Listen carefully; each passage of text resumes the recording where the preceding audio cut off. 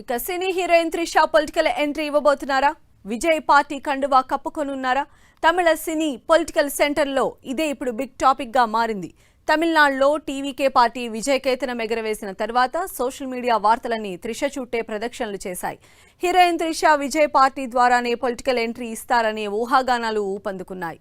TVK అధ్యక్షుడు విజయ్ తిరుచి పెరంబూర్లో 2 నియోజకవర్గాల్లో పోటీ చేసి గెలిచారు. రాజ్యాంగ ప్రకారం ఆయన ఒక స్థానాన్ని వదులుకోవాల్సి ఉంటుంది. ఆ ఖాళీ అయ్యే నియోజకవర్గం నుంచే త్రిషను బరిలోకి దింపే ఆలోచనలో ఉన్నారని రాజకీయ వర్గాలు అంచనా వేస్తున్నాయి.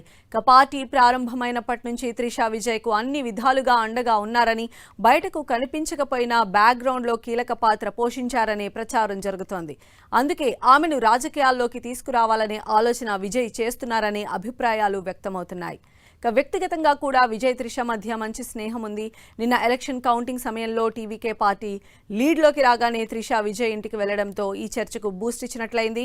త్రిష పుట్టిన రోజే విజయ్ పార్టీ చారిత్రక విజయం సాధించడంతో వారి కాంబో సినీ స్క్రీన్ మీదనే కాదు రాజకీయాల్లోనూ రిపీట్ అవుతుందని అభిమానులు భావిస్తూ ఉన్నారు. మరోవైపు ఎన్నికల ఫలితాలకు ముందు త్రిష తిరుమల శ్రీవారిని దర్శించుకున్నారు.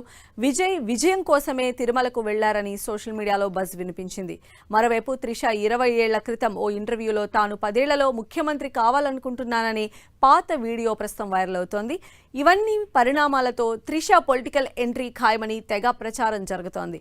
ఇందులో ఏ మాత్రం నిజం ఉందో లేదో తెలియదు, కానీ వారి సాన్నిహిత్యం, ఎన్నికల సమయంలో త్రిష చర్యలు రాజకీయ వర్గాల్లో ఆసక్తిని రేకెత్తించాయి.